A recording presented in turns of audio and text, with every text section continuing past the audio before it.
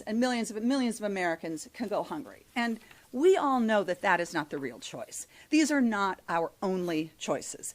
And Americans should not be forced by this president to choose between health care and food. So what needs to happen is really obvious. It's really clear. House Republicans need to come back to Washington and their vacation and get to work. We need to negotiate a deal. The president, who talks about the art of the deal, needs to get involved in the art of this deal to lower health care costs and make sure that people have the food that they need. Senator Welch. Thank you, Bernie, for calling this. Number one, this is not about the shutdown. You know, many of you who have asked us, are you getting pressure because now SNAP benefits are going to expire and therefore shouldn't you reopen government? That is a fair question, but there's a clear answer. This has nothing to do with the shutdown.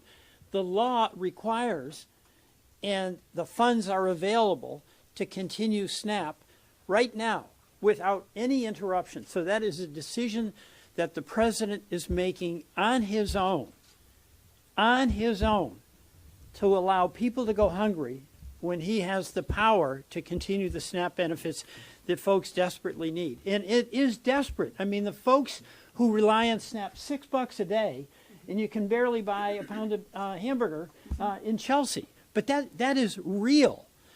The other thing is a lot of the questions you ask are about the tactics. Who's doing what? How are you going to get them to negotiate?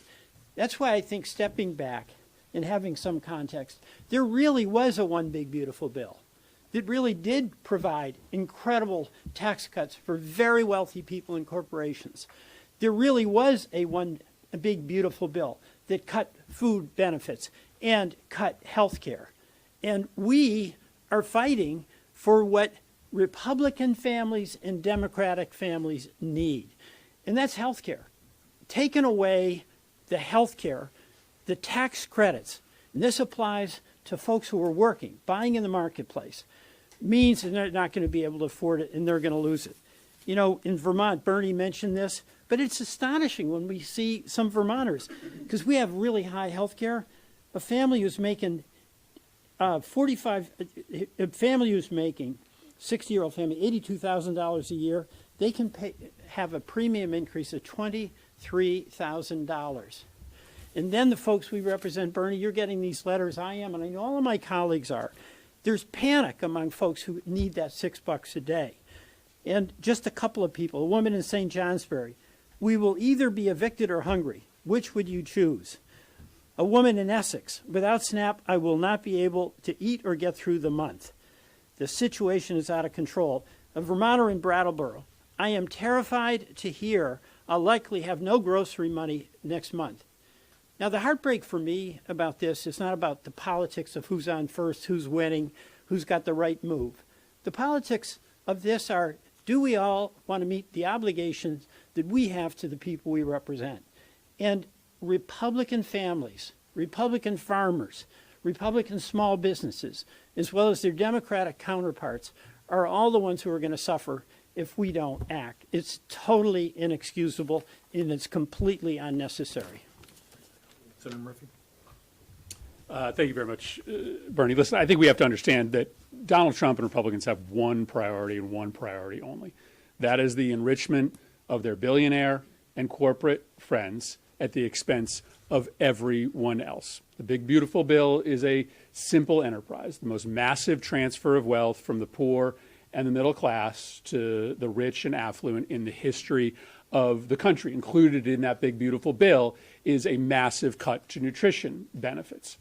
And so the tactics they are using today are in service of maintaining their one single priority, the tax cuts that they were able to gift to the very wealthy and the very powerful. The richest families in this country in the big beautiful bill got a tax cut of $270,000.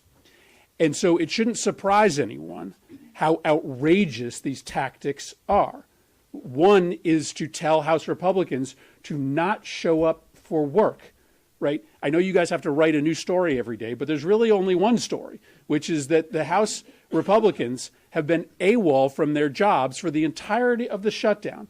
because it's easier to protect your tax cuts for the wealthy if you don't even require your employees to show up on the job. It is extraordinary to put families in this country through the horrific, mind-altering pain of knowing that your children are going to go to bed hungry at night. But it's in service of protecting the tax cuts for the wealthy.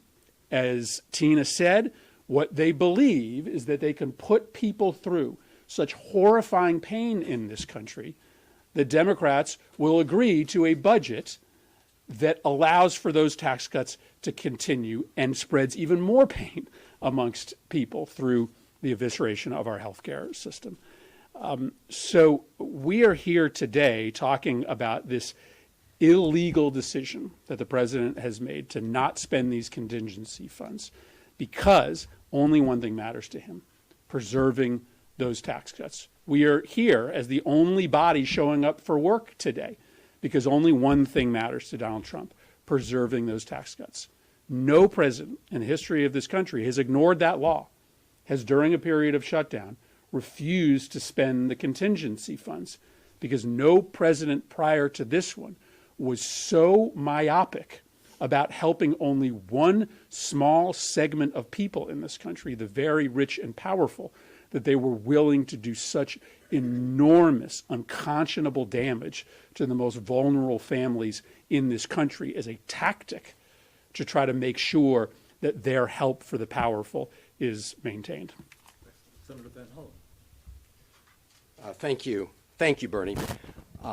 We know that Donald Trump and Republicans here in Congress and all their billionaire buddies don't care about slashing and now terminating food assistance programs for 40 million Americans, including 16 million kids. How can we say that with confidence? Because, as my colleague said, they showed us who they were in what they called the big, beautiful bill. It was beautiful if you're a billionaire. For everybody else, it sucked. And one of the things they did was cut food assistance programs for almost $200 billion to help finance those tax cuts for their billionaire buddies. That was a choice. It was an intentional, deliberate choice.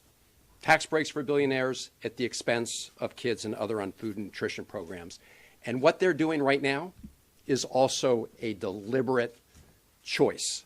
They are using this Trump shutdown to inflict unnecessary pain on the American people. We've seen this already in the context of federal employees, where they've been illegally firing federal employees. Just within the last 48 hours, a federal judge said that they were imposing political retribution on federal employees. We know what Russ Vought told the country he wanted to do. He said he wanted to impose trauma on federal employees. And now what they're doing is using these cuts to food and nutrition programs to impose trauma on all of the American people. And we know it's deliberate because, as my colleagues have pointed out repeatedly, this statement was on the Department of Agriculture website just within the last few weeks. They know what congressional intent is. They know they've got the money, and they are choosing not to use it for this purpose.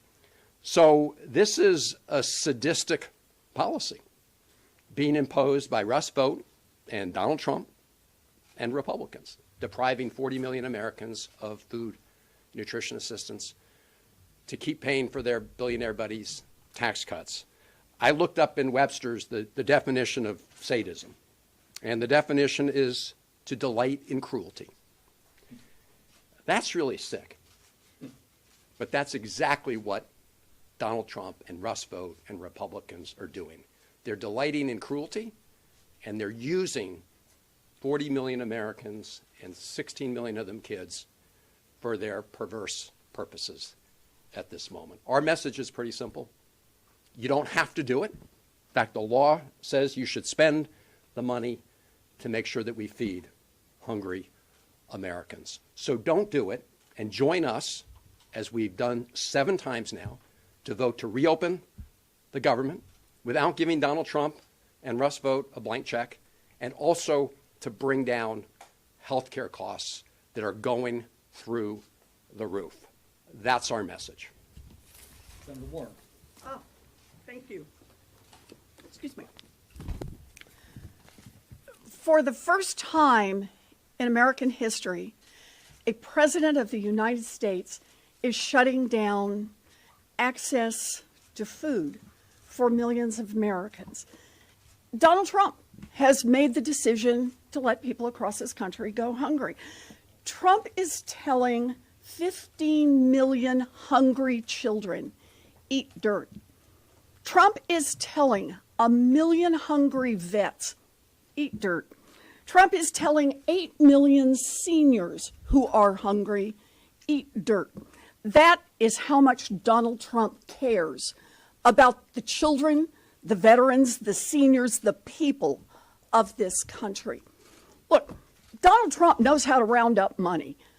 He's managed to round up money for a gold-encrusted ballroom to replace the East Wing of the White House.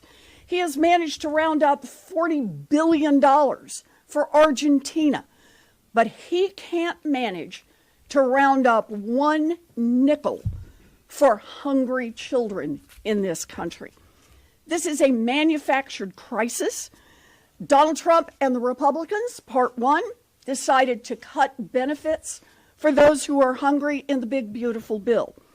Part two is the government shutdown. Donald Trump and the Republicans would rather shut down government than help Americans afford their health care. And part three is Donald Trump and the Republicans ignore current law, ignore the $6 billion already sitting in reserve in order to deny hungry people access to the food they need. So while Donald Trump is dreaming of well-done steaks with ketchup to be eaten in his gold-encrusted ballroom, little kids will go hungry. I am proud to be here with the Democrats who are fighting back. Thank you. Okay. Thank you. Any questions? Yes, right here. Yeah. Tell us where you're from. I'm Gabe Hawkins. I'm from the Building Service. This is for any of the senators, but do you think that the unpopularity of SNAP benefits being taken away and all the lawsuits that attorney generals are filing across the United States, do you think that's going to have any sway with Trump and the Republicans? Damn right I do.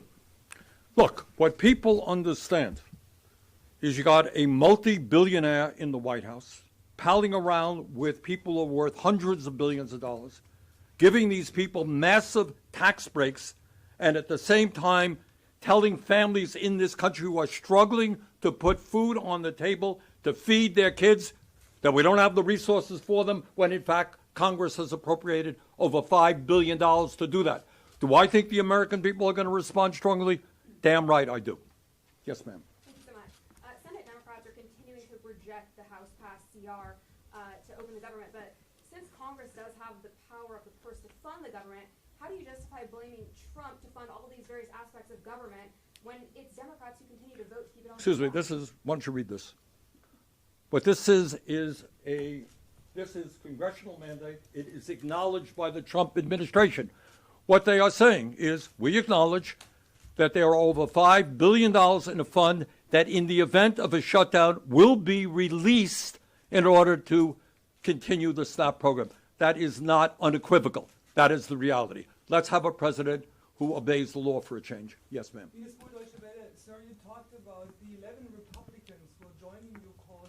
Do you think there will be more after November 4th when it really hits? Well, I think myself, others can jump in here. My own view is yes. I think the demand here is, first of all, of course, that Trump obey the law and release that funds.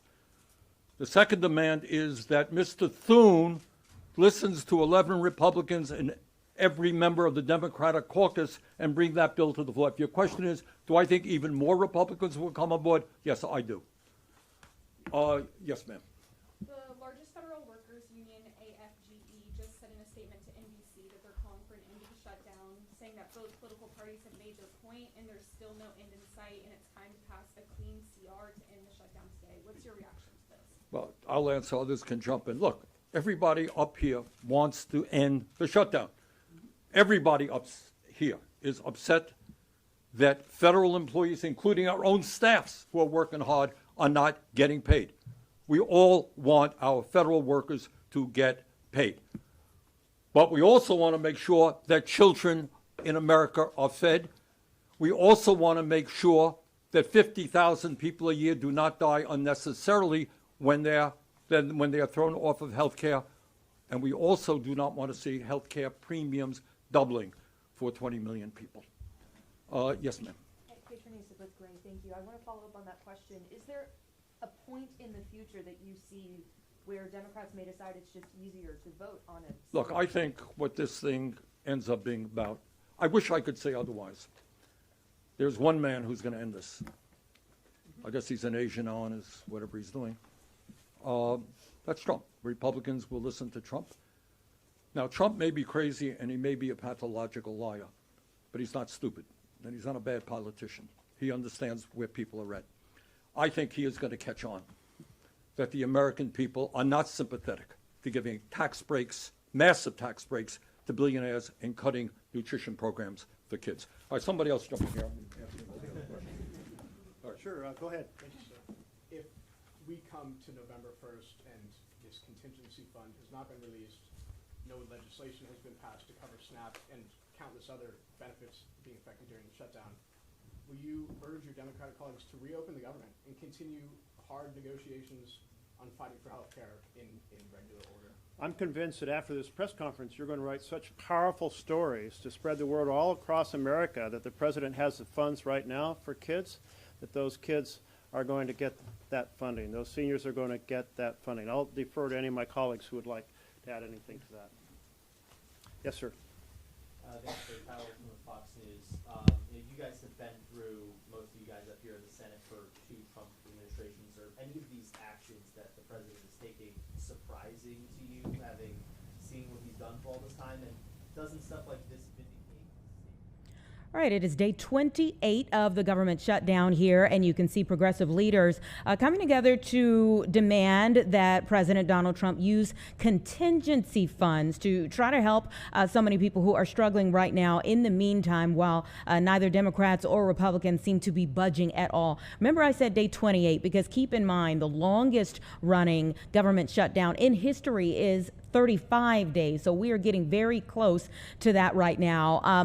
These Democrats say that they are fighting for health care, that the premiums are set to go up for many people starting with the start of the new year. And for some people that could double or more, and that they've been getting messages from people that they will either be evicted or hungry. We're going to talk a lot about SNAP benefit cuts throughout this program right now, but that people could be evicted even, or in the case of a conversation that we'll have on the opposite side of our upcoming break, people could be deported. And we've had many raids in our area, so that's also another big talker for people in our area. So Republicans would say that, go ahead, open up the government, and then they can have the conversations about these things that the Democrats are urging for Donald Trump to do right now, but they want the government open already. Again, lawmakers have not managed to pass anything that has come from either side, and now we are on day 28 of this government shutdown. So again, we're going to talk about the immigration portion of this coming up on the opposite side of this break.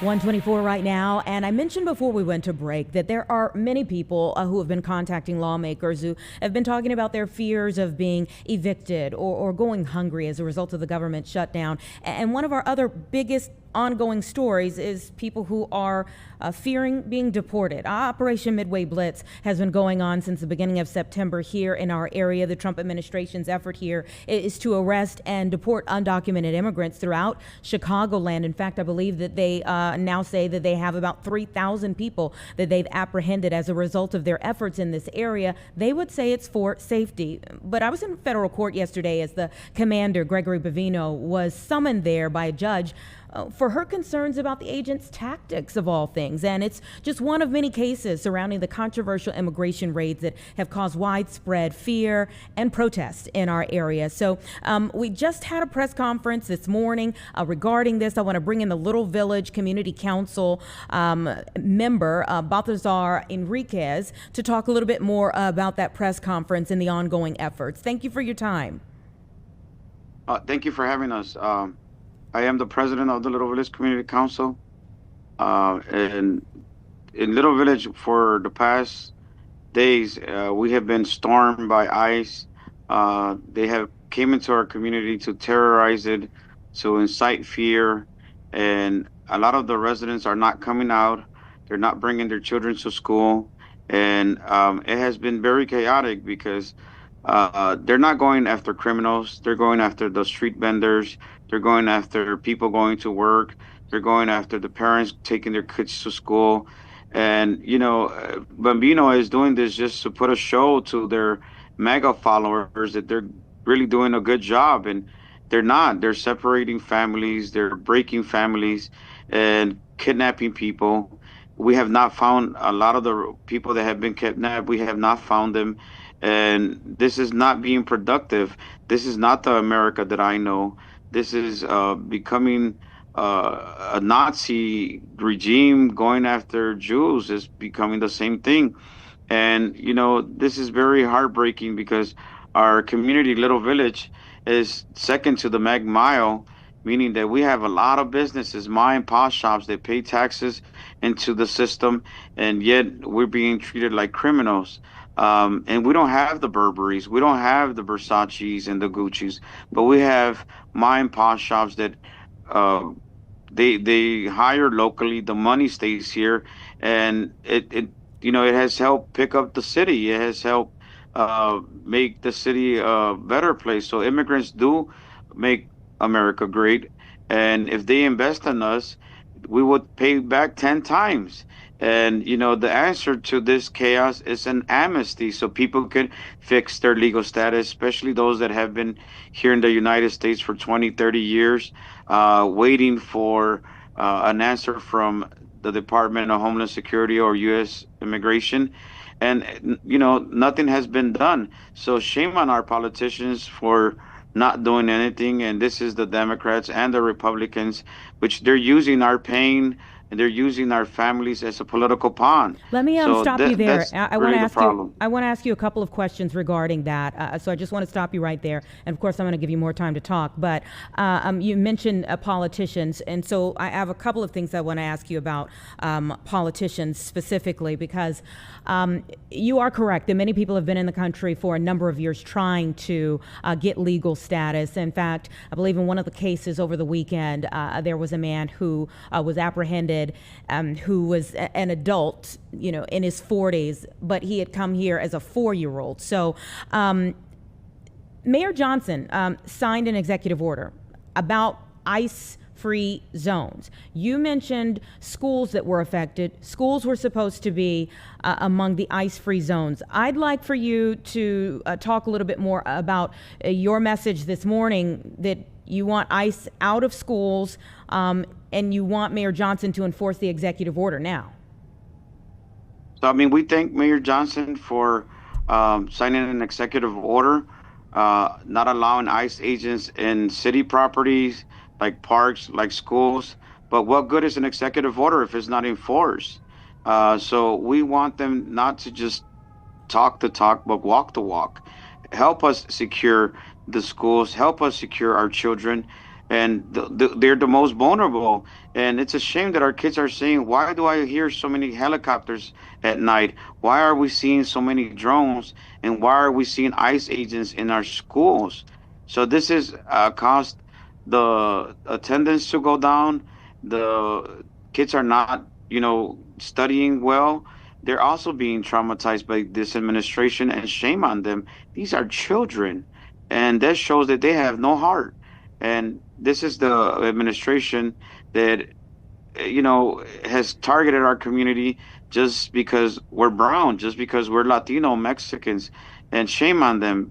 We are the reason why this country runs. We pick the fruits, we cut the grass, we clean the houses, we do the babysitting, we work in the restaurants, and we want to make sure that our residents could continue that American dream, but it has turned into a nightmare. Have you followed up with City Hall since that order? Again, it was put in on October 6th.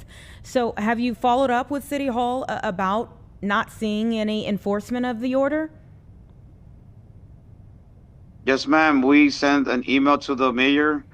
We sent a letter to him and to his deputy mayor, Beatriz Ponce de Leon, and it's gone on deaf ears. His press secretary said, well, we have 4,000 sites that we have to cover, and it's impossible. No, it's possible. And if they don't have the money, we'll have the money. We have the manpower. We'll put up the signs. And so like that, if they come again into the parking lots, we could then take them to court, use the law, and get a TRO against them. But if they don't enforce it, we cannot take them to court. We cannot hold them accountable until they have these signs put up.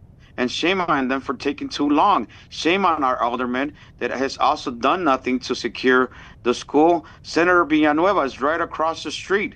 Why haven't she said anything?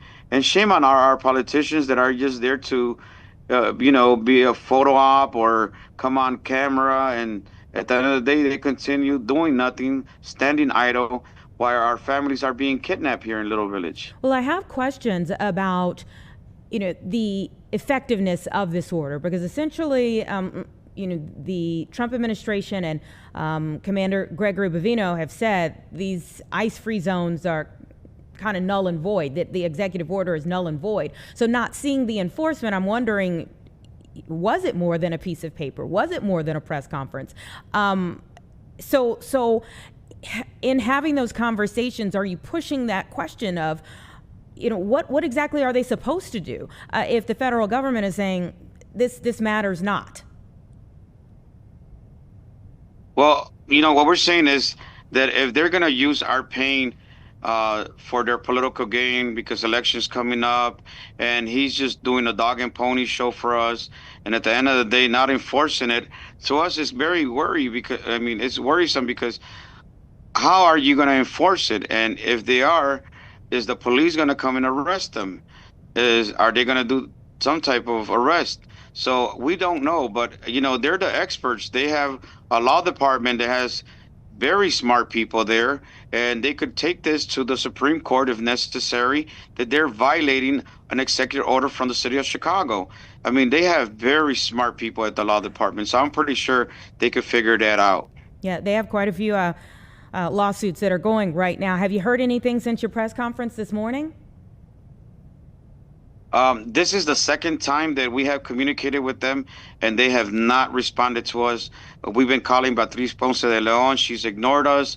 I have her cell phone number. I texted her. She has not called us. We just want answers and actions at this moment. Not no more shows. We're done with shows.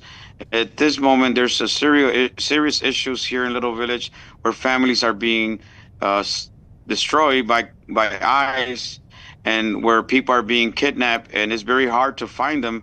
So we are saying SOS here in Little Village. Come help us, please. And I hope that the mayor gets this message and communicates with us as soon as possible, with the Little Village Community Council and its members that have been patrolling since January 20th to ensure the community, to give the community some type of sense of safety. And we have been also inactivated our Magic School Bus that takes children to school and then take them back home. We've been asking the mayor for e-learning, and totally has ignored us. We asked them before the school year started with other organizations like Kids First, and it has also gone on deaf ears. And shame on them for putting our kids through this hurdle. So you really lay the blame on both Democrats and Republicans for all what's going on right now. What is your next move? We're going to continue organizing our community. We have patrols. We're nonviolent. We're going to continue blowing the whistle. You know, this was our campaign that was started by the Little Village Community Council, and that's to educate our community that when they hear the whistle, to go away, lock their doors, lock their gates. And just, I want to make this clear. We're not assisting criminals. We're not helping criminals. We're helping families, innocent people that do not have a criminal background. We're helping those that go to work, that come home, pay taxes, and have established here in Little Village in the United States, and to start a new life in a country where they don't know nothing of. Like myself, I was brought here when I was 3 years old. I've never lived in Mexico. Even though I'm Mexican, I have never lived there. So it's very traumatizing and also depressing because, again, we don't know a country that we really never lived there. So it's very hard to start a new life in another country that you've never been there. You know, I don't know where exactly you're sitting right now, but I see kind of the sun peeking in. I would like to know, just when you're walking about, I've heard stories of people who, you know, carry extra identification on them now, or things of that nature. When you're walking about, do things look different? Do you feel different? Oh, yes, definitely. Things are different here in Little Village. You know, used to be a happy place where, you know, we had a lot of tourists come from Michigan, Iowa, Minnesota, Indiana, and they stopped coming. They stopped coming because they're also afraid that they might get arrested by ICE or kidnapped by ICE.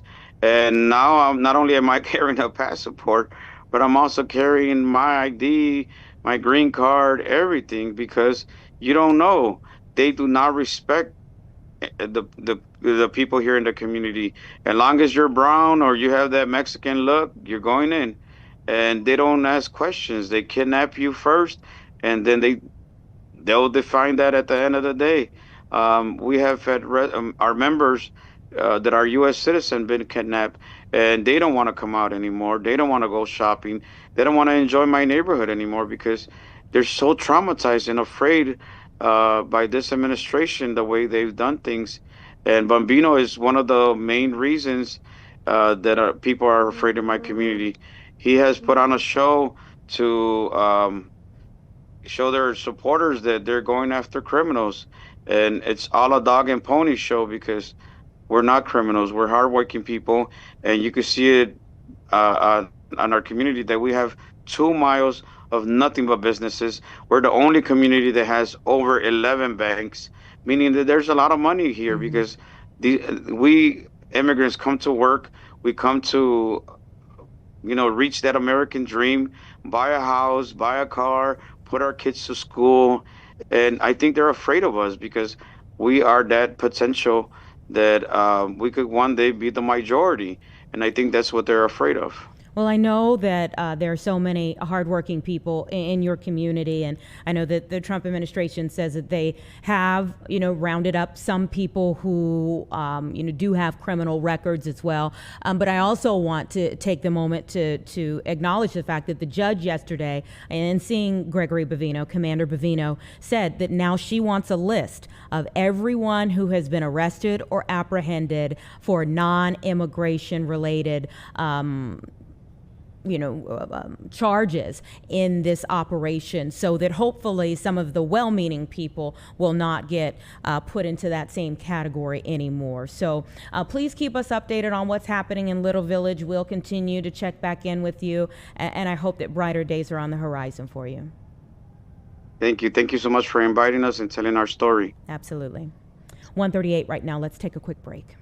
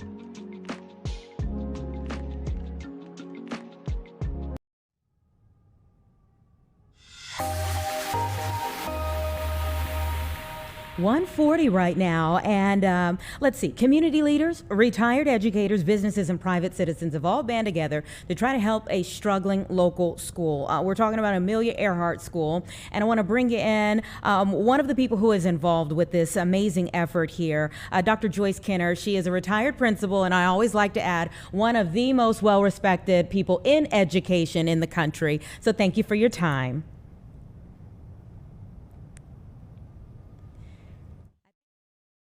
Right now. There you go. I can Thank hear you so now. much for having me today. Absolutely. Great to see you. You look wonderful. Thank you. Tell me about what you all have done here, because it happened in such a short time span. Well, basically, the time span was 1 week. And we decided, my friends and I decided, that we wanted to be partners with CPS. And I know that CPS has had some financial issues. And so we wanted to be able to support a school. So I live in the neighborhood. I came over here one day to drop off some money for a candy sale. I spoke to the principal, and the principal indicated that they didn't have any money to do or to buy some reading programs. And that touched my heart because it was education.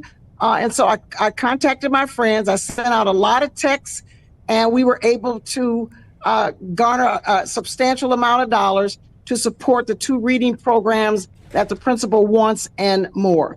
Again, we want to be community partners with CPS.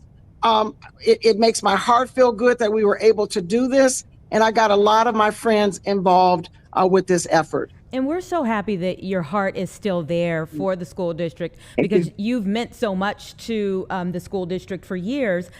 You know, talk about the state of CPS right now, as you know it.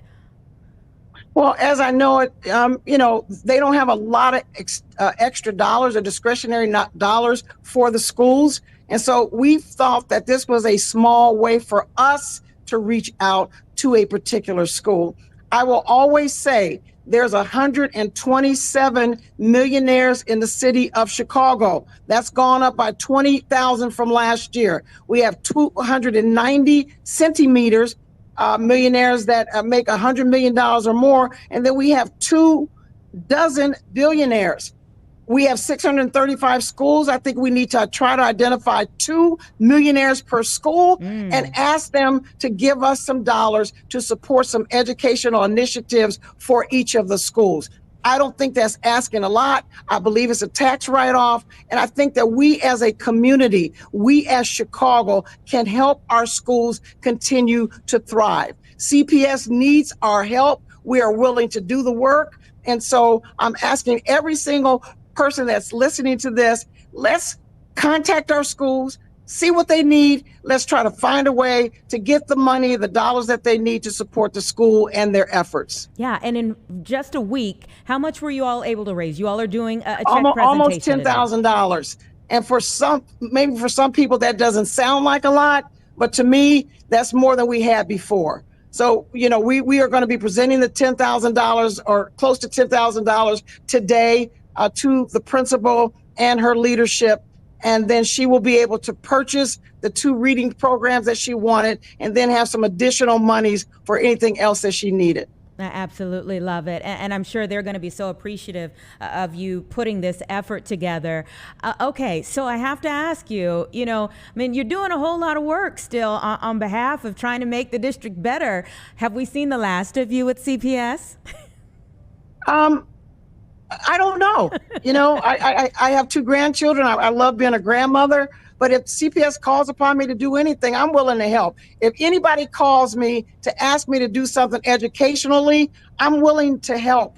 This is about all of us, our community, our city, and this is about our young people, our young citizens, not citizens, but students thriving. And if we can help in any kind of small way or big way, I think that we as citizens, private citizens, need to do that.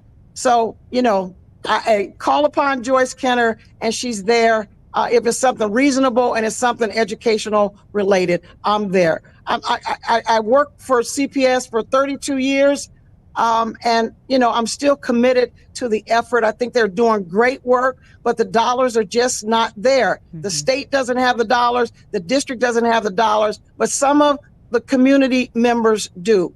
And please, if you're listening to me, help these schools help themselves by giving back. Yeah, you mentioned the 32 years that you were working with CPS, and for anyone that doesn't know, and most everyone in the city does, you were a shining star of Whitney Young. Tell me a little bit about what you saw change in those years that now you're seeing the results of as you are out of the school district now. Well, obviously technology has changed the school climate. Cell phones have changed a school climate. Columbine changed me as a school principal. As soon as that situation happened, I got on a PA and said to all the students, you may now have your cell phones on your person, but you can't use them in a classroom. So I think technology has really, really had an impact on what we are doing within the schools. This whole AI initiatives are impacting our schools. And I just think that we need to be on time in regards to what is happening with our schools and what is impacting our schools, and be able to support our students in any way that we can.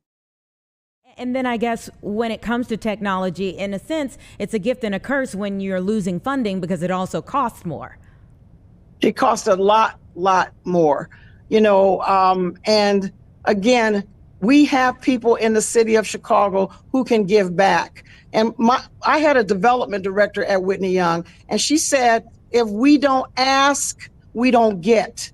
And so, I don't know whether we've ever asked the millionaires here in the city of Chicago, let's all come together. Let's meet together. We're only asking you for a small amount of money, $10,000, $20,000, $30,000 for a particular school. And maybe we could put them in tiers or something. I don't know, whoever needs the most, and give them the dollars, the discretionary dollars that they need to purchase these academic programs.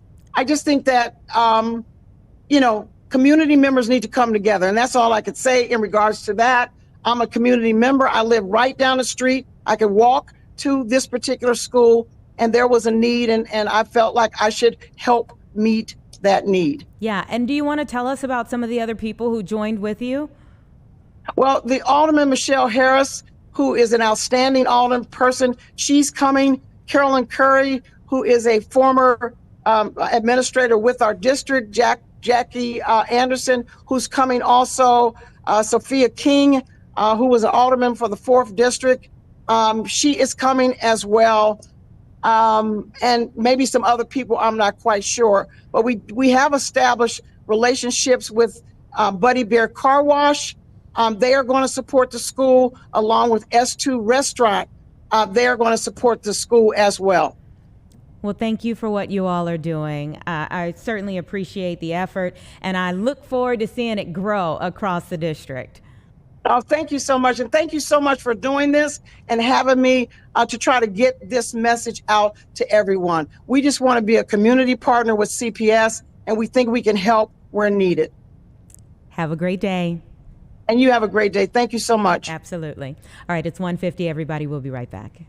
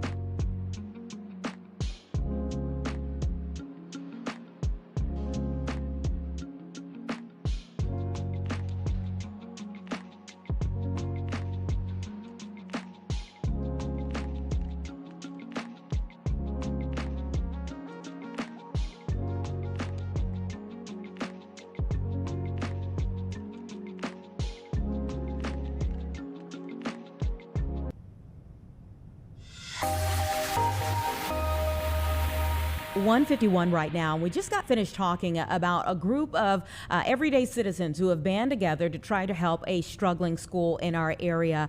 Cuts to funding have affected so many, and many are still bracing for more. We know that people and organizations are bracing for major blows to SNAP benefits. This upcoming weekend, they will end for millions of people. I think it's around 2 million people who will be affected here in the state of Illinois. There are those who are trying to fill the gap at a very critical time, even when some of their services are feeling the pinch. So Tia Ewing just talked to Father Michael Flager about the assistance that St. Sabina is working to provide and how low their supplies are even getting in these days of high inflation. Tia, are you there? I'm here. Okay, so tell me about what you saw and what was said in your interview. It was really shocking. Father Michael Flager, they've had that food pantry for many years in our community, and normally when you go there, the shelves are full. Today, those shelves were very bare. They get a drop-off from the Greater Food Depository on Tuesdays, and yesterday they hit a one-day record of 257 people coming through their doors.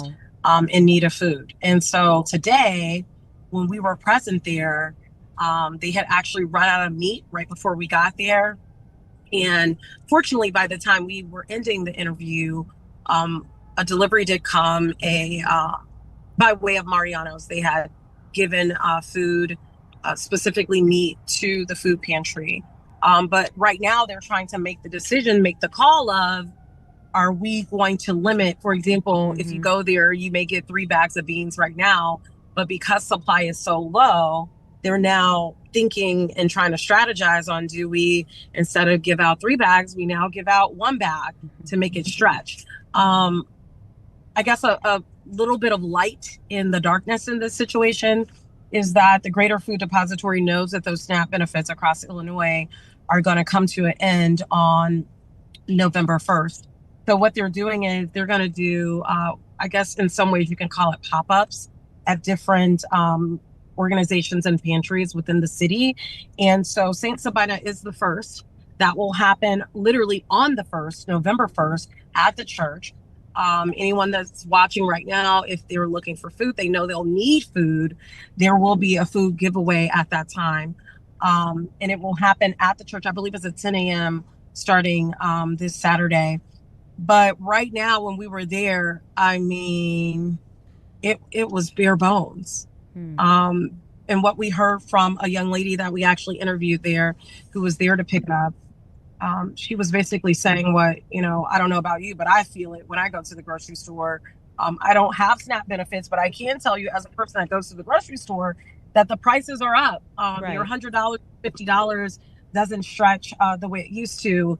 And that combined with some people that are having a challenging time, like the young lady we interviewed, having a really hard time finding work in her field that she had been in before. And so SNAP is really her only saving grace at this point. And she knew the benefits were running out, so she went to a food pantry that was open. A lot of these food pantries, these resources are available once per month. They're not available and open every single day.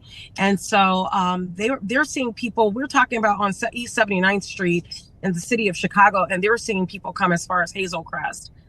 Being born and raised in Chicago, I can tell you in some cases, depending on traffic, that's a 45-minute drive, but people don't have any other resources. So they're driving far and wide, stretching their gas in some cases, teaming up with other people to make it to these food banks to be able to get food. So what we're going to do tonight, we're going to have a story in the 4 o'clock hour, the 5 o'clock hour as well. It'll be on our website as well, where we talk to the food pantry folks. We talk to people that need the resources. We're going to have some interview that we did with the Greater Food Depository on really the need that they're seeing right now and how they're meeting that need. And then we're also going to hear from a grocery store that is reliant in some ways. A lot of the money that they get in is coming from these SNAP benefits. So what does that now look like for them on the business side? So we'll have all of that in our reporting today at 4 o'clock and also 5:30 And then I'm sure we'll air later as well. And then it'll be available on our website, fox32chicago.com, and of course on Fox Local as well. Yeah, grocery stores' margins are so tight on a regular basis. I know Father Michael Pfleger is so passionate about these types of things, but of course, the inflation would have some impact just on the things that they're buying. Their dollar wouldn't even stretch as far to help other people. Did he talk about that as well? So the beauty, I guess, to their situation is that they are reliant. They're at St. Sabina Church and their food pantry. They're strictly reliant on donations. They're not going out to buy anything. They are getting donations from the community. In fact, when we were there, they got some donations that came in from the community. They're getting donations from the Greater Food Depository. And then there's another umbrella organization. I say umbrella because that food that they're getting comes from, for example, I think they said Costco, Mariano's, and I even think it was Jewel as part of it. So they don't have to go out and particularly buy food. It's coming to them. If they had to buy food, they definitely would not be in existence right now at all. But that was something that we did hear from, like, for example, the young lady that we spoke to who gets SNAP. How are you going to buy groceries? And she was like, well, that's the problem. You know, it's myself. I have a child. And when I go to the grocery store, even a little money that I have available, it's not we're not getting meals for a week.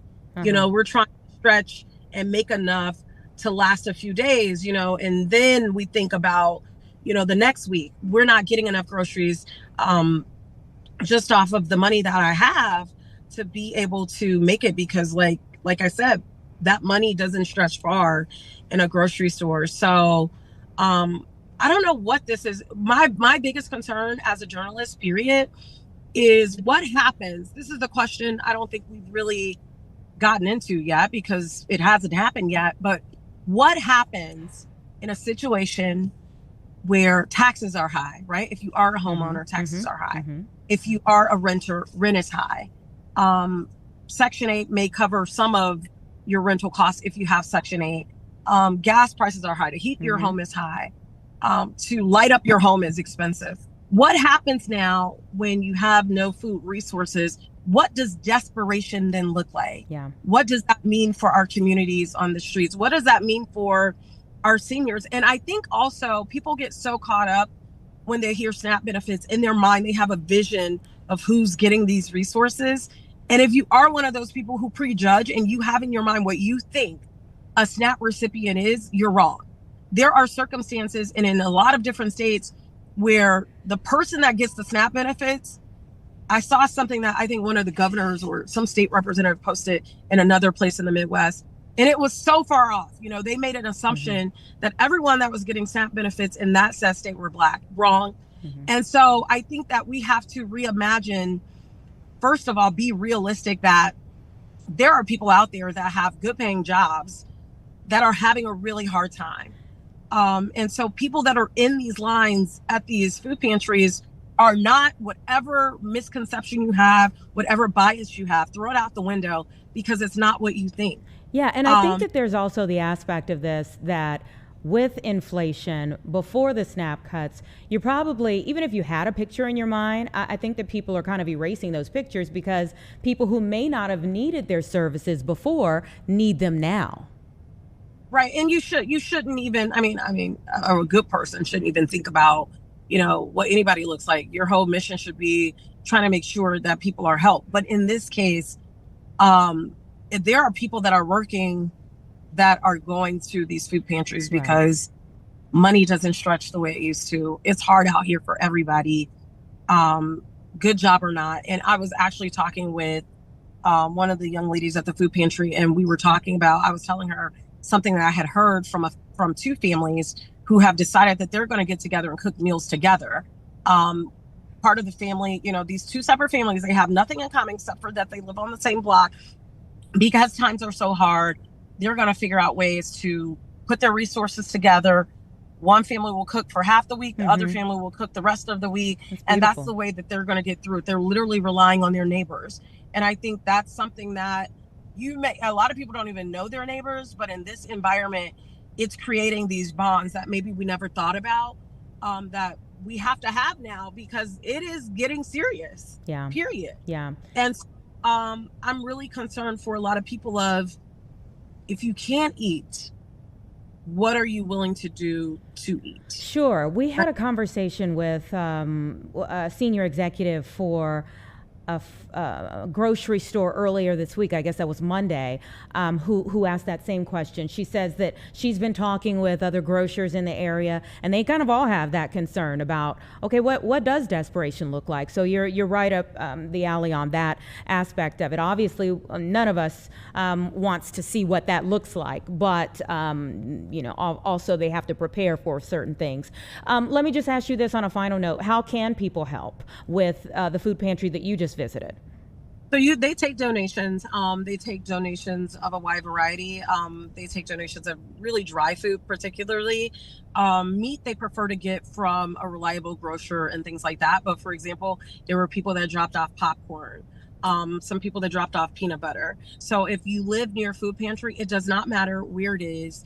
If you live near food pantry, I would advise anybody right now to look up your nearest food pantry.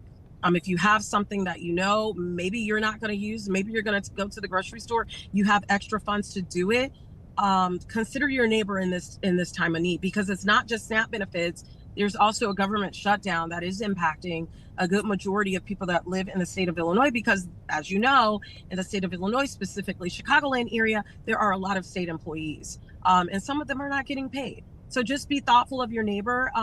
Maybe you've never looked up the food pantry in your neighborhood, but now's a good time to be neighborly and nice, and don't be fake about it. Be a really genuine person, and you don't have to do it for social media. This is like, just be a good person, and nobody has to know, but just be a good person, because it's nothing wrong with being a good person. That's what we all should be doing anyway. So that would be my piece of advice.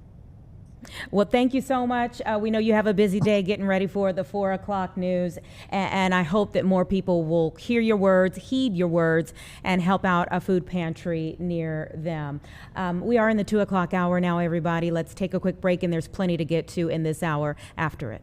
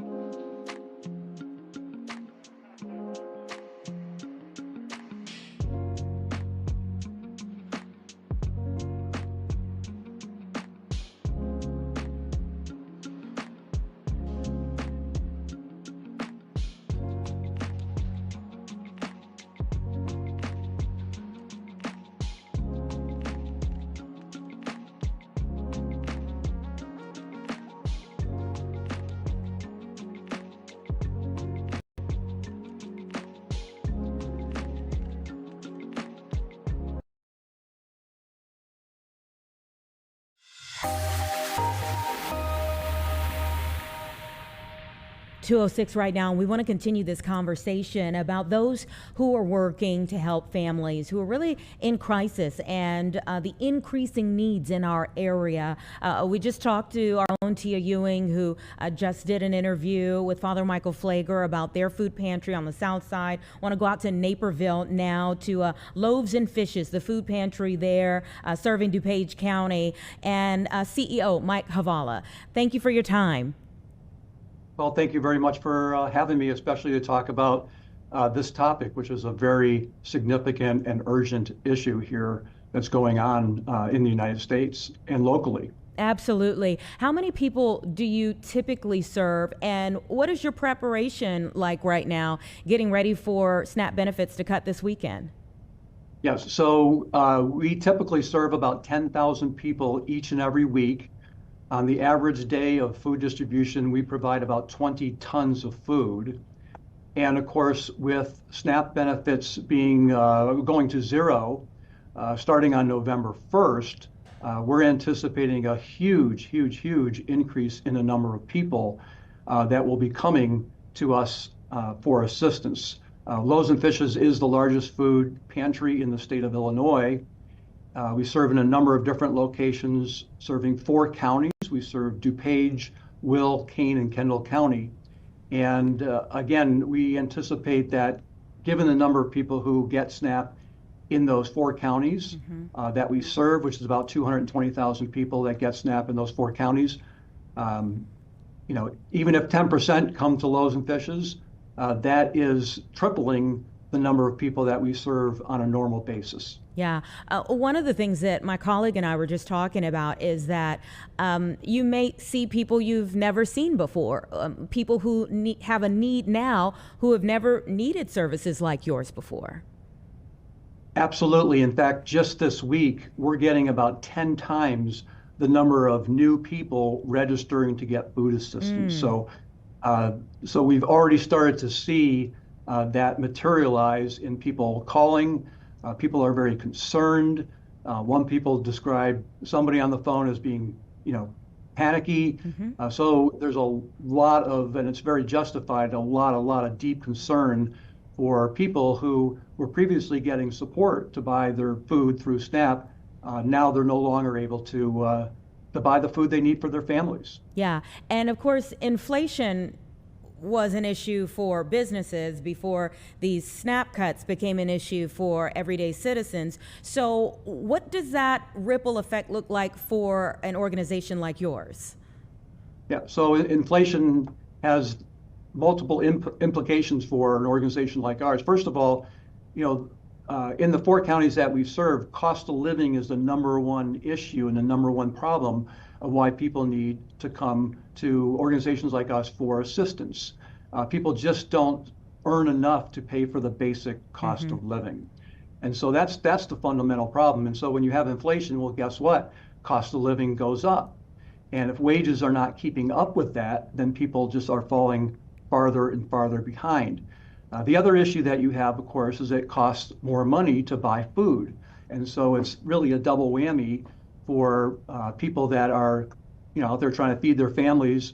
And also it impacts organizations like us, are all food pantries and food banks, in that it just simply costs more to buy the food that we do buy to provide to, you know, the people that we serve. Yeah, absolutely. Do you have any events or anything of that nature coming up, or anything that's set up?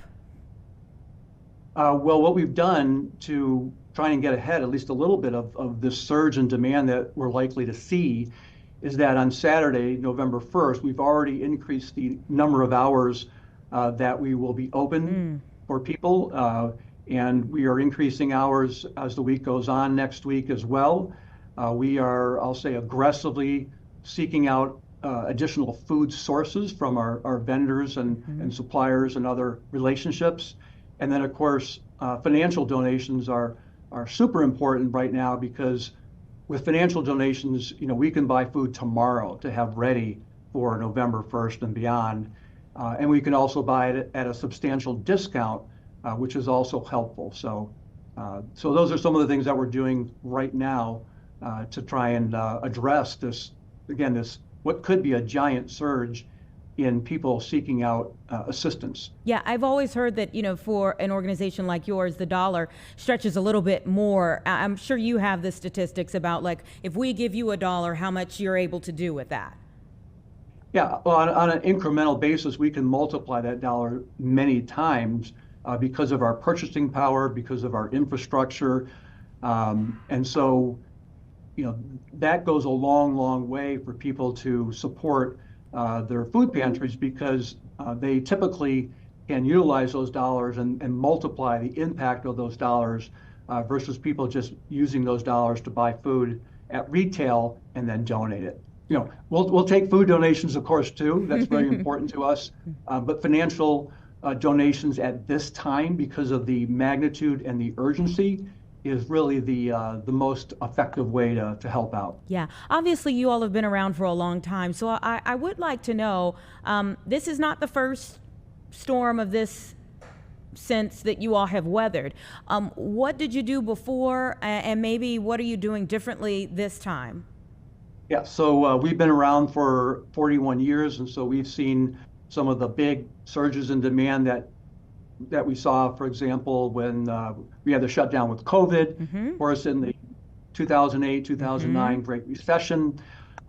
Just mathematically, this could be bigger than both of those because it's sudden and it's a multiple of the number of people that are typically being served in the charitable food system today. And so, doing everything that we can do with the hours that we're open, with the food supply that we have, is what we are very focused on right now. Wow. Okay. And how can people help you? Yes. Again, I think financial donations, just go right to our website, which is loaves-fishes.org. And your financial donation, again, we can utilize that in a multiplicative way to buy food and provide food to people. And so that is really the most direct, the most timely, and the most beneficial, because we can also use it to buy healthy food, which is what we're mostly focused on, right, is providing healthy food to our clients and families in need. Yeah. And if there's maybe a misconception about what you do, or something that is surprising to people that most people don't realize you all do, what is that?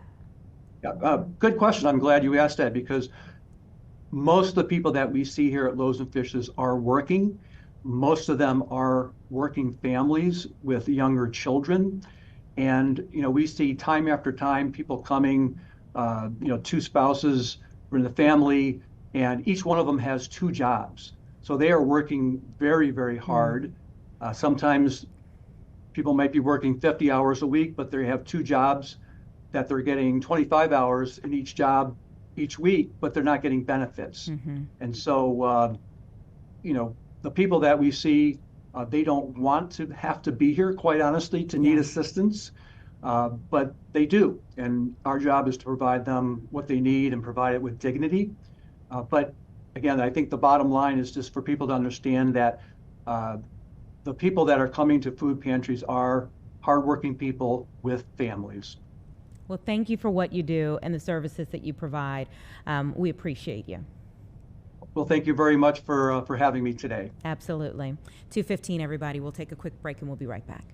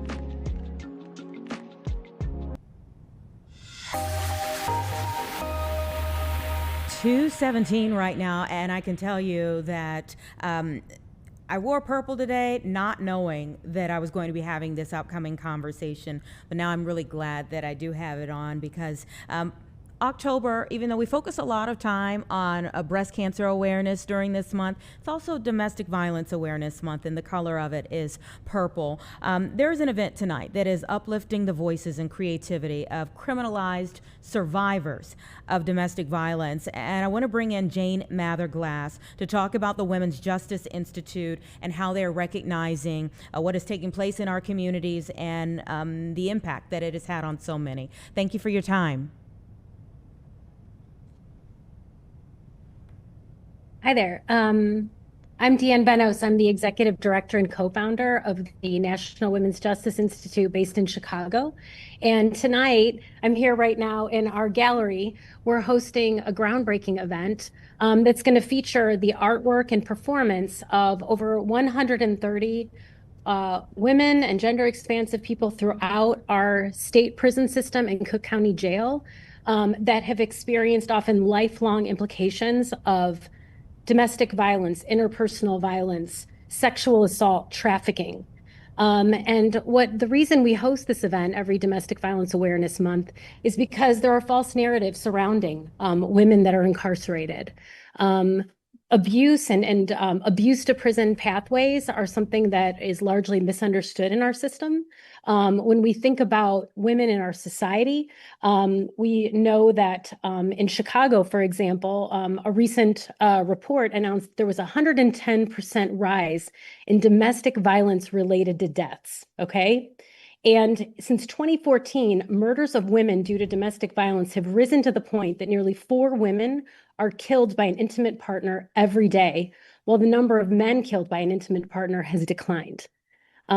We see higher rates of sexual assault and childhood abuse among women in our system, and 98% of women that are incarcerated in Illinois are often survivors of lifelong forms of abuse. Wow. And it's been overlooked by the courts, and we have been working to raise awareness through the lived experience of women that have experienced these forms of abuse and incarceration to help educate courts and corrections and the public about this epidemic. Yeah. Because you're seeing women in prison that have committed what we call crimes, right, due to addiction and trauma and mental health issues. And we are causing them to suffer, yet when they were children and they needed us, or they had experienced this public health issue due to trauma, no one was there for them, and the social service system safety net failed them, right? And growing up as adults in the system, we find that, we're seeing high murder rates for domestic violence, and we really have to question what a perfect victim is, because a perfect victim is sometimes dead in our society. It's a woman that didn't fight back or try to defend herself in many of these situations. And thanks to public awareness and women with lived experience coming forward, we're starting to see courts reconsidering and resentencing often very long sentences for those that are incarcerated. Wow. There's so much to what you just said there, Deanne, and let me apologize for not having your name at the top. I have Jane's name at the top of what I have in front of me. It's all good. But I do want to talk about the art itself, because I do believe that art can be therapeutic in many ways. Is that the description or characterization you get from the women who submit the art for an event like this? Art is one of the most powerful forms of healing and narrative change. We have 2 components of self-expression and art that women work on all year long towards this very day. One is performance, spoken word, theater, and dance and music. And tonight we're going to be showcasing a premiere film, one of the first of its kind of women in the largest prison in Illinois. A film of their performances will be broadcast tonight at 5:30. And secondly, we received over 100 submissions of artwork from survivors from Cook County Jail and every state prison that tell their stories. And a lot of time those stories are things that someone might not feel or understand when you're looking at a statistic. And it truly helps not only heal the women, but change our understanding of domestic violence and that intersection of incarceration when you really see these And they've had all of their liberty taken from them to really share their stories. So this moment is a very powerful one. This moment, this evening is very special. It's a powerful moment for them to really share their story with people. And the artwork this year has been incredibly moving, and we're going to be exhibiting it over the next several months at our gallery in the Pilsen Arts Corridor. And we encourage people to come see it, if not tonight, sometime in the next few months. Are there proceeds that go to a particular organization, or if people are coming to look at the exhibit, is something happening after that? Mm-hmm. So we do collect proceeds from the event.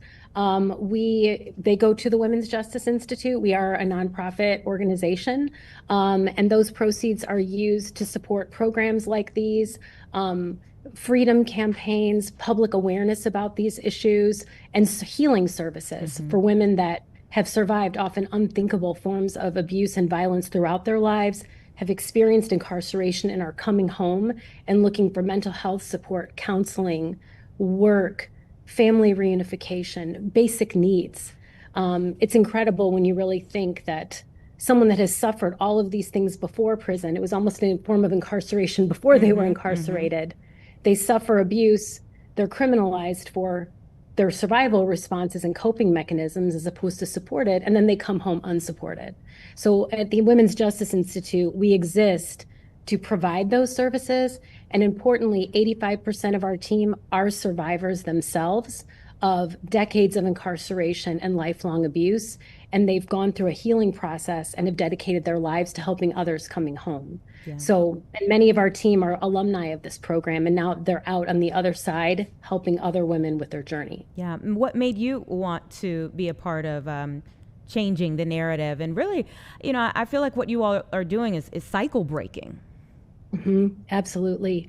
Well, I've experienced trauma in my lifetime. I have not been incarcerated, but I did formally serve as the first woman assistant director of the Illinois Department of Corrections. And I'll just never forget walking through facilities and engaging people with their stories. And it struck me, and it has never left me, the number of women. It was almost every single woman that when you would talk to her about what she needed, what kind of services she needed, what was her pathway into the system, almost every single one would share these stories of sexual assault, trafficking, interpersonal violence. Like, it was like nothing I had ever experienced and nothing I could ever forget. And so since then, I've dedicated, I co-founded this institute, and our work really built on the experiences of women with lived experience that I met with and spoke with when I worked on the other side of the system. And obviously, I think all roads kind of lead to where you are today. So thank goodness you were able to take those steps to be able to help women in need today in the manner that you are. I would like to ask you, what do you think in terms of steps that are being taken in the city or in the state are moving in the right direction? Well, I certainly think we have some great leaders that really, we're talking about a global pandemic of violence against women, right? That we're trying to unpack here. But for this particular group, our organization leads an advocacy program where women coming home learn to advocate for social change. And through that work, we've actually been able to provide public education to pass laws that allow women that have been in prison for a long time where domestic violence or sexual assault played a role in their conviction to actually, and where the courts didn't hear about that. They just saw, you did the crime, you do the time, and didn't really look at the other mitigating factors.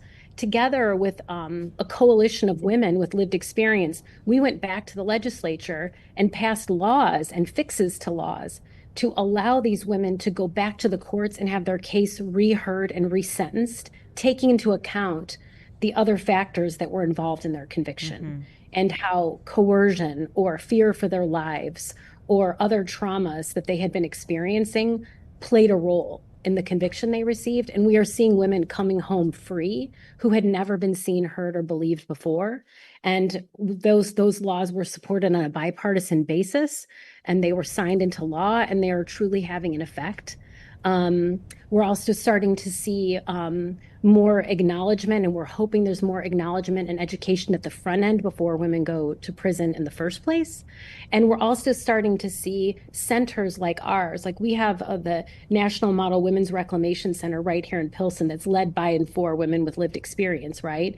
And it's a safe place for them to come, to not be judged, and to receive confidential services and referrals and supports, even legal support and guidance, right? We're starting to see more awareness and interest in providing those services. There's places like the Illinois Prison Project and Ascend Justice that are legal aid organizations that are receiving an infusion of not enough, but significant resources to fight, to support women, to keep them either out of the system or to get them home sooner so that their cases are heard. And so there is a movement happening, and we're just hoping to grow awareness and support of that through our team here. We certainly appreciate your efforts. Do you want to have those ladies in the back? They were coming around with just have them come up really quickly and give us a wave. So guys, you could even come on in. So what we have here today, which is a really incredible program, is the Fox Valley Women's Adult Transition Center. Is for women that have completed the majority of their sentence and are coming home. And so, as with most places, the majority of women are survivors. So come on in. So for this event each year, we have survivors that are coming home and working and just committing their time and their lives to helping others, coming in and volunteering for this event. And some of our team that are here today are artists that have been on the other side of the wall in the performance, we're going to say, and have produced artwork. And so I'm just grateful for some of our volunteers that are here today and in our gallery. So thank you for inviting them in. Absolutely. Wonderful to see their beautiful faces. And again, thank you so much for the work that you do. Deanne Benos with the Women's Justice Institute, Executive Director and co-founder. Thank you for what you have co-founded and how it's impacting so many lives. Yeah, thank you for the opportunity. Absolutely. And again, their event tonight is Look at Me, and it will be from 5 to 8:30 at the Women's Justice Institute Reclamation Center. Let's take a quick break.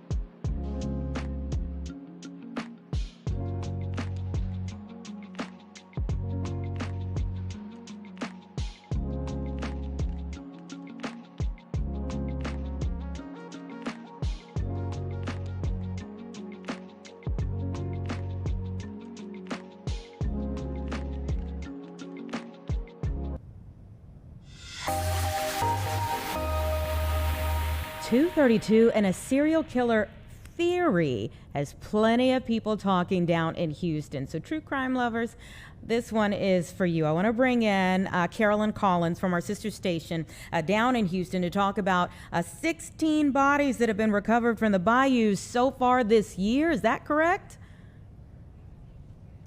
Hey, we're reporting 24 people found in Houston bayous just this year since the start of 2025. It is absolutely terrifying to be a resident here and to see all of this news. It's no wonder why people are questioning this serial killer theory. And we have confirmed, Fox News has confirmed, that one of those deaths is being investigated by a private investigator who is questioning our Houston leaders who are saying, hey, don't panic. There is no serial killer. All of these deaths are unrelated, and it's just something that unfortunately happens in our city's waterways. But one of the deaths that really stuck with us here in our newsroom was the 20-year-old Jade McKissick, University of Houston student, went out with some friends, went to a bar, left without her cell phone, and then her body was recovered in a bayou. So that was one that stuck out to us. And all of these victims are between the ages of about 14 to their upper 60s. Now, some of them, the medical examiner has ruled that their cause of death has found, drugs in their system, but a lot of these cases have not been looked at yet. Their cause of death is still pending. There's a backlog here in Houston when it comes to the medical examiner's office. So it's definitely something that as journalists, we're questioning authorities and asking those questions. Hey, are you sure that none of these are related? But of course, what they're telling us is what we can only report on. Multiple bodies found, but they are all unrelated at this point. There's no signs of any type of serial killer, and all of the deaths that have not been ruled by the medical examiner yet, they're pending and they will be looked at, but there's just a backlog in the system, so it's going to take a while. Okay, and I'm seeing that even a former detective believes there's something to this theory. Yeah, you're exactly right. He says it's just not adding up. The family of 22-year-old Kenneth Cutting Jr. actually hired this private investigator, and he's saying that we can't roll out some type of serial killer. What's interesting, though, is the victims, they're so different in age and in gender. It's not like one specific type of victim or anything like that. So that could give our residents some peace of mind.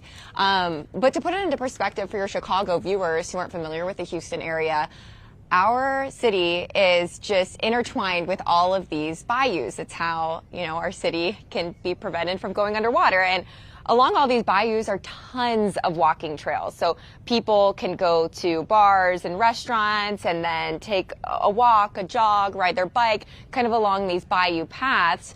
And so it's really common for people to be using these paths along the bayou. And another interesting fact here is these victims, they're not homeless people who are living under bridges along these trails. These are just college students and people with families who have homes that end up in these bayous.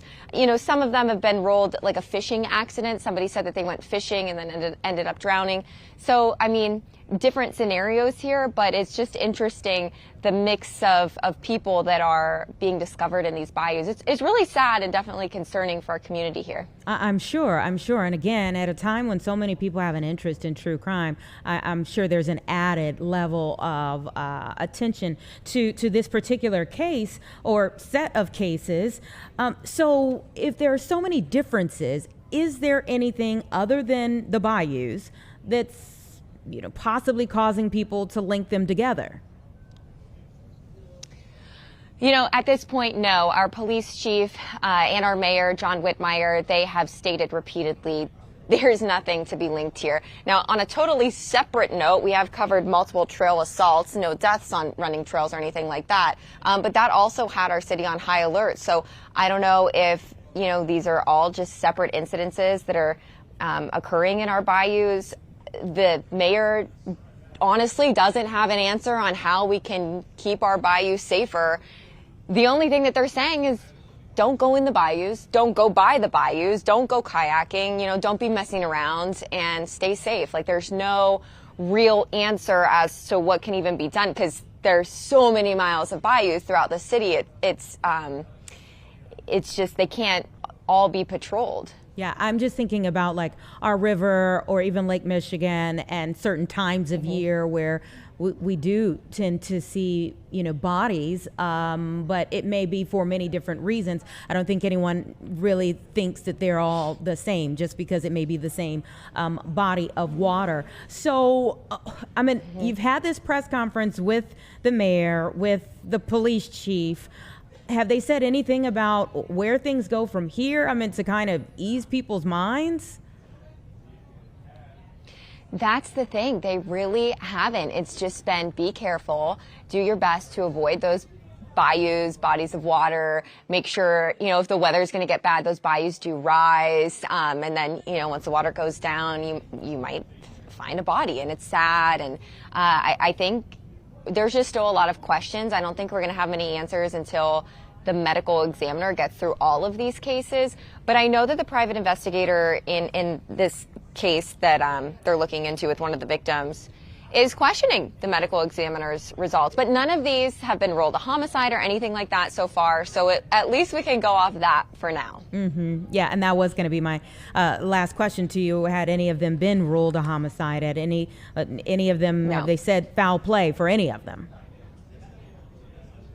No, so far, no. But there's still so many of these cases that are pending that we're still waiting on. The results are pending. The medical examiner's office hasn't gotten to them yet. So we're still kind of waiting to see. But as of this point, none of them have been ruled a homicide or foul play. Carolyn, thank you so much for your reporting. We appreciate it. Thank you. All right, 2:39 right now. Let's take a quick break.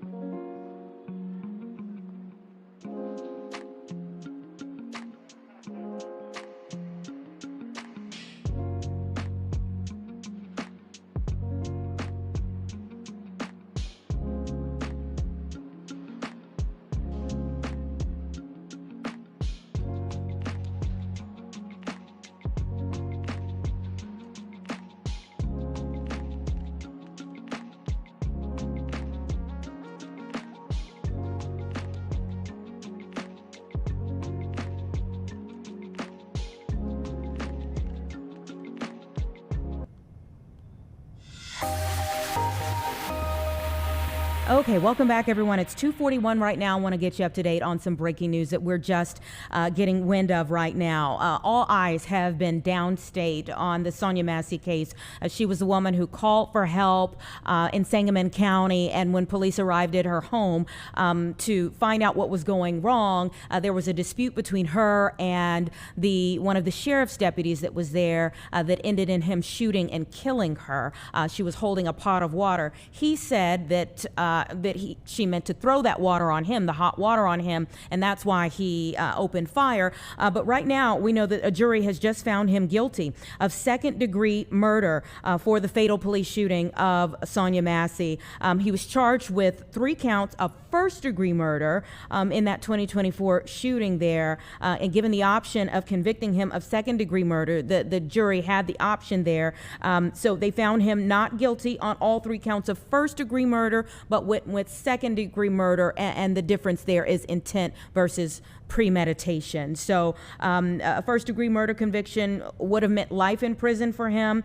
This conviction on a second-degree murder charge could mean no time behind bars. But I'm seeing here that he is expected to be sentenced on January 29th. So that is, again, the update on Sean Grayson, the deputy from Sangamon County, former deputy now from Sangamon County, who was just convicted of second-degree murder and the death of Sonia Massey downstate. We are going to stay on top of that. You'll hear much more about it in the hours to come in our evening newscasts. But let's take another break, and we'll be right back with another great conversation on the opposite side of it.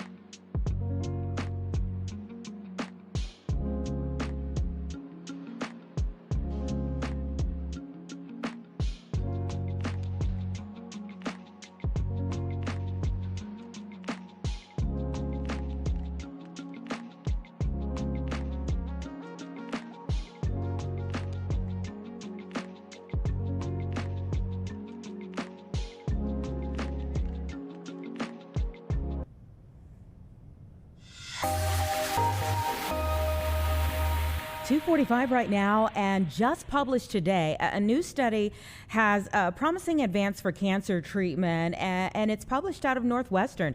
So I want to bring in Professor Chad Merkin, who led the study. Really appreciate your time on this. Professor Merkin, I think that you're on mute.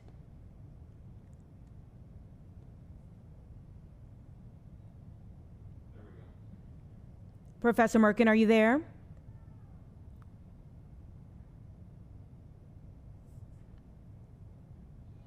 Okay, well, we're working on his audio just to let you all know a little bit more information about it. It's new nanomedicine wipes out leukemia, an animal study. This is like really high-level stuff. And again, after developing new therapy, this team that Professor Merkin was leading, they tested in a small animal model of acute myeloid leukemia, and a fast-moving, difficult-to-treat blood cancer showed some promising advancements. I can hear you now, Professor Merkin. Can you hear me? Okay, I heard him just for a second there. Let me tell you a little bit more about this. So they restructured a common chemotherapy drug for this, and it boosts the power 20,000 unfold here. So in doing this team, again, they repackaged a therapy and an animal model of blood cancer, and they were able to enter cancer cells, kill them from the inside while sparing healthy cells. It's astounding stuff. And again, happening at Northwestern University with the scientists there that were able to do this. This team now designing a new drug from the ground up. We rarely hear about a new drug from the ground up, especially when it comes to cancers and blood cancers at this, myeloid leukemia. So this is amazing what they have been able to do. Professor Merkin, do we have you now? You do. Wonderful. Tell me a little bit more. I was trying to kind of piece together the things that I could understand on my level about you all's study, but you led this study. So tell me why you all went in the direction that you did and how things kind of developed to where we are today. Okay, yeah. So we've over the course of the last 25 years made this discovery that you can use nanotechnology to repackage DNA in unique ways, and one of those unique ways is in the form of a ball. We call it a spherical nucleic acid. So imagine taking a tiny particle and arranging DNA around that particle. That construct represents a new form of what I consider the most important, molecule ever discovered by scientists, and that's DNA, the blueprint of life. And one of the properties of that structure is that when it encounters cells, many types of cells, it's rapidly internalized. And in studying how this system interacts in living systems, we found out that it was actually preferentially taken up by myeloid cells. And so we got the idea that if we incorporated a drug, a chemotherapeutic that's normally horribly toxic, and also not very soluble, meaning it can't be dissolved in the bloodstream very well, we could transform it into something really water soluble, because DNA is water soluble, but also something that would be taken up predominantly by myeloid cancer cells. And it turns out that's the case. And so when that happens, this drug is internalized into those cancer cells, and then the machinery of the cell actually chops it up. Because all of your cells have things called nucleases designed to chop up foreign DNA. And in the process, it releases this chemotherapeutic and kills those cells. And so once we did that, we realized we had a new drug, a new class of drugs that could be very effective potentially for treating AML. And we went into animal studies, small animal studies, and showed that in those studies, the drug performed incredibly well. It stops the cancer in its tracks. It makes tumors melt away and dramatically increases animal survival. This is astounding. And so you focused on traditional chemotherapy drugs and really flip things to a whole new level because, of course, they typically cause like nausea, fatigue, and so many other things for people who go through that process. Tell me about what this could mean for people in the future and what steps you take from here.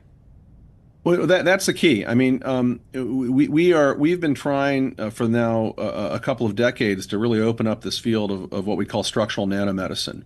The idea that you can take, again, particles and repackage different medicinal components in very effective ways to create really powerful new therapies. And this is a beautiful example of that concept, because the actual drug component is one that has been used as a chemotherapy. It's just that it is very toxic. It causes a lot of side effects. And the rationale was that by doing this, we could get this to go where it needed to go, to the cancer cells, and only kill those. And if you do that, you end up minimizing those side effects. So from the standpoint of people that are going to be impacted by this, I think that we're going to end up having a better drug, and one that is not just more effective, but leads to fewer of the disastrous side effects that we typically associate with chemotherapeutics. But this is, one shot of many. We have a company called Flashpoint Therapeutics that's really trying to develop this technology. It's in Evanston, and they have many drugs, not this one yet, but many drugs in clinical trials based upon this concept of structural nanomedicine. And I think you're going to see lots of drugs emerge over the next few years from these concepts and related ones. Yeah, you talk about clinical trials, and obviously for this particular drug, You've done the animal trial. When do you think you'll get to people? It could be as early as next year. A lot of that depends upon the pace of how we collect the data required to create the package to take it to the FDA. That requires additional experiments. It requires our ability to produce the drug under appropriate conditions that are deemed reasonable by the FDA. We've done that in the past for 7 different drugs based upon spherical nucleic acids. We'll likely do it for this drug as well. And then ultimately we have to raise the resources to do this particular trial. This will be run through the clinic like really any experimental drug, and you go through the different phases of clinical trials. But the early days here look extremely promising. And just on a final note, what do you think this says about the work that's being done here in Chicagoland that could change really things around the world? Oh, look, I think we are poised to become the epicenter of the field of structural nanomedicine. And just to give your listeners a feeling for how big this is, 20 years ago, if you looked at the top 10 drugs, almost all of them were small molecule drugs. Today, there are biologics, Ozempic being an example, or they're nanomedicines, with the vaccines being an example of a nanomedicine. So we've proven that complex drugs and larger structures can have big impact in how we ultimately fight and treat disease. But what we're trying to do is to go to a much more sophisticated level of drug where we can use the larger architecture represented by nanostructure. A lot of people think that means small, but on the scale of drugs, it's actually big. Where we can put different components, for example, these chemotherapeutics, in precise locations to really up their efficacy and decrease their toxicity, which will be a big boon to patients in many different arenas. And that concept is going to be driven by many researchers here at Northwestern, but also University of Chicago and Illinois, but also through companies like Flashpoint Therapeutics. Wow, it makes me so proud to live here and to be able to know that kind of work is happening here. Please keep us updated on where things go from here. Will do. Thank you so much. Thank you for your time. Appreciate it and your efforts. 2:54 right now. Let's take a quick break.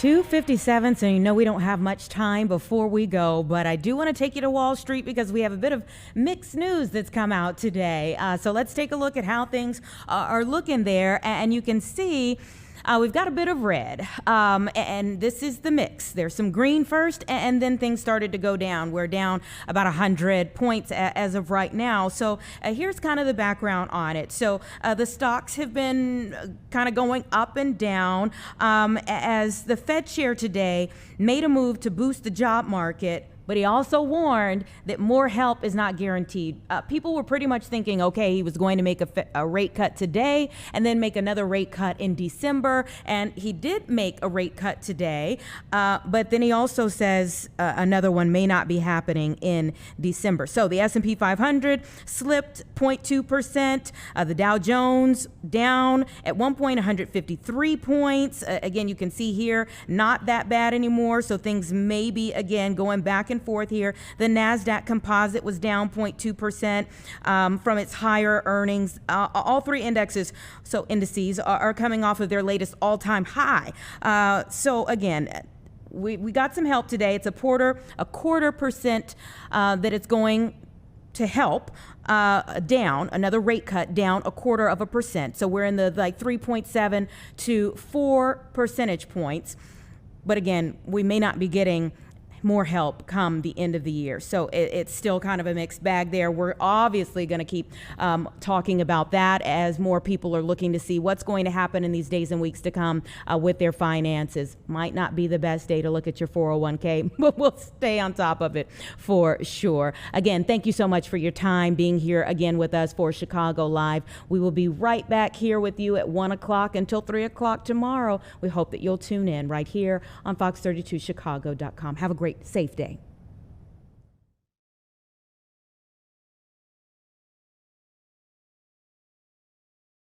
Challenging situation, and you know who's always been at the table? The president, the majority leader, and the Speaker of the House, and the minority leaders on both sides of the aisle, and that has not happened yet, and that's why we are sitting where we are, where today my constituents who are hurting are saying to me, where are the Republicans and why are they not talking to you about how we solve this issue? The majority leader said, well, if there's problems with it, it's, covers everything. They could have done this months ago, and they say, oh, now we can open up government and we'll talk about it. What does talk about it to my constituents? Because, Mr. President, last week, window shopping for next year's health plans actually started in my home state. And this week, open enrollment begins nationwide. I am hearing from families in my state today who are panicked because while Republicans are refusing to act on this and just saying they're going to talk about it, their premiums, those families' premiums are going through the roof and their health care coverage is slipping out of reach. There are so many stories. I have talked with small business owners. I have talked to patients, and I've talked to parents, and I've lifted up their concerns here on the Senate floor. And I'm going to keep doing everything I can to shout out these stories from the rooftops, because right now Republicans are doing everything they can to ignore this and to say, deal with it later. And what is later? Well, later never comes. Why do I know that? Because we brought up this issue time and time again throughout the summer when the Republicans were giving away tax breaks to billionaires and saying this is an issue that is confronting us. And it was later then, it's later now, and later is way too late.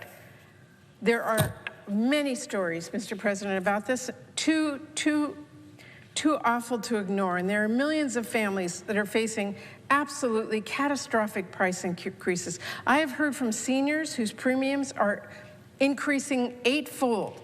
So, Mr. President, in order to make the scope and scale of the problem that Republicans want to ignore and talk about later, I thought I would share a list, just the top lines, of what I am hearing from my constituents about how their health care costs are going to skyrocket.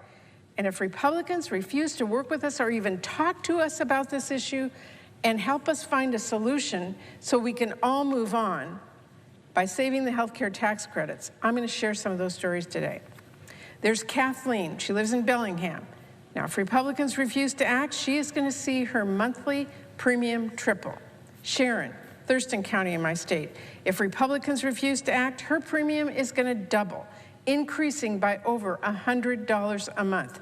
And we're just getting started, because if Republicans refuse to act, Annette in Tumwater, Stasha, and Seattle are both going to see their premiums increase by $400 a month, not a year, a month. If Republicans refuse to act, Leslie's husband in Brewster is going to see his premium increase by $780 a month. Tom will see his premium increase by over $800 a month. Jennifer will see her premium go up by at least $890 a month. And I have to emphasize, we are talking about families, seniors, small business owners, people who cannot afford that kind of increase. And yet, if Republicans refuse to act, Jason in Seattle is going to see his premium increase by over $900 a month. Maya in Woodinville, $1,000 more a month. I can't even imagine that. But if you think that's outrageous, well, Republicans don't think it's worth talking about, or talking about it later when it's way too late, or pretending that they're going to do something about it, but not really. Talk about a gun to their head. If we do not act, Diana Wenatchee is going to see her premium increase by over $1,400 a month. Leanne told me that $1,500 a month her premium will increase. Terry, $1,600 a month increase. And the Banerjee family told me they're going to see their premium go up by more than $1,600 every single month. The Republican plan, talk about it, do nothing. Mr. President, for all of us who've been here, we've been waiting for the plan for a long time, and I've never seen it. Never seen it. It's always just a plan. All right, just listening in there, Patty Murray, other Democratic senators responding to the Majority Leader John Thune about this day number 29 of the ongoing government shutdown. And we're talking about just the length of this shutdown, similar to what we discussed with game number 3 of the World Series, an 18-inning marathon. The Blue Jays, though, bounced back in a big way to even the series, and now this series of 7 dwindles down to a series that will be decided by the best of 3 games. As this coming up tonight on Fox, starting at 7 o'clock, you'll be able to tune in. Los Angeles Dodgers, Shohei Ohtani and crew taking on Vlad Guerrero Jr. and the Blue Jays. This will be the final game in Los Angeles before transitioning back to Toronto. We're going to be joined right now by Fox's Sarah Allegre on the ground outside of Dodger Stadium. Obviously, this is a very tight series. What can you tell us? Yeah, we're watching a lot of good baseball, Andy Mack. And like you said, I mean, what a game for Vlad, too. The 3rd inning with that 2-run homer. Incredible work for the Blue Jays. And then moving forward, the 7th inning, they got 4 additional runs, winning the game 6-2 against the Dodgers. But now as we look ahead, venturing into Game 5, tonight's all about who's going to get that edge, who's going to have 3 games under their belt as this series shifts back up north to Toronto. It was gridlock outside Dodger Stadium and a sea of blue inside as fans piled in for Game 4 after that marathon Game 3. All eyes were on Shohei Ohtani, who took the mound for the Dodgers. He struck out 6 through 5 innings, but also gave up a crucial 2-run homer to Vladimir Guerrero Jr. that shifted the game. It's a huge swing from Vlad. It's a huge swing to get us going. And I think that gives you some momentum. Our at-bats there kind of just, it was a Blue Jay inning. Toronto kept on swinging, adding 4 more runs in the 7th to even out the series. We have a lot of depth in our ball club, for sure. Very hard to beat. The guys are a really tight group, and they bond well together, especially when their backs against the wall. Even the Dodgers manager had to tip his cap to the AL champs for bouncing back after that brutal loss in Game 3. That 7th inning, they built an inning right there, and we just didn't have an answer. Tonight, the Dodgers are hoping to find one. It's a Game 1 pitching rematch with Blake Snell taking the mound for L.A. and rookie Trey Yesavage getting the start for Toronto. The takeaway is we saw Yesavage not too long ago, and so that's certainly information that we're going to use and expect Blake Snell to be better than he was in Game 1. Yeah, and, you know, now we're dealing with here in Los Angeles. We're going to say goodbye pretty soon, going back up north, but we are feeling the heat. I know it's supposed to be the Fall Classic. It feels like summer here in Los Angeles. I mean, temps today in the mid-80s, low 90s by the time we reach first pitch local time, 5 o'clock. And I want to say, though, history was made here at Dodger Stadium when it comes to the hottest World Series game. That happened back in 2017 when they took on the Houston Astros. Those temperatures were around 103 degrees. Very glad we're not in the triple digits, but boy, we are feeling the heat today. Yeah, top to bottom, the Blue Jays lineup is also exceptionally hot. I do want to ask you, though, as this will be the final game at Dodger Stadium this year before transitioning back to Toronto, do they feel any added pressure because either they'll win the World Series at home or they'll be crushed and potentially lose the World Series at home?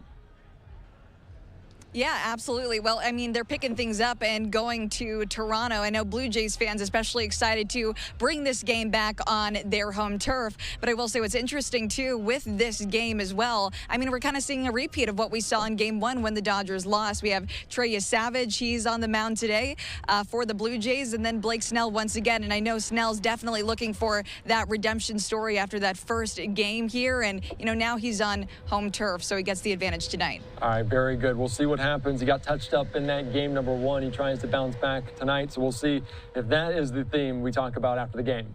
Sarah, thank you so much. I appreciate your time. Enjoy the game. Thank you.